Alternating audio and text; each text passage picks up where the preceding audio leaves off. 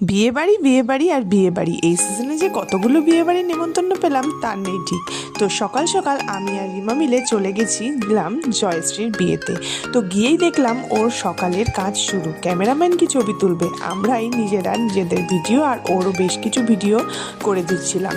তো এভাবেই সকালটা না বেশ মজায় কাটছিল ওদের বাড়িতে। তারপর দুপুরের খাওয়া দাওয়া সেরেই চলে গেছিলাম হলদি সেরিমনিতে।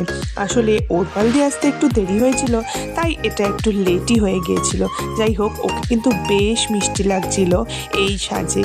তো বন্ধুরা, তোমাদেরও কেমন লাগছে আমার এই ভিডিওগুলো জানাতে ভুলো না কিন্তু। আর এই গায়ে হলুদ পর্বে দেখেছো তো বন্ধুরা, ওরা সবাই কেমন হলুদ শাড়ি পরে দুর্দান্ত সেজে এসছে।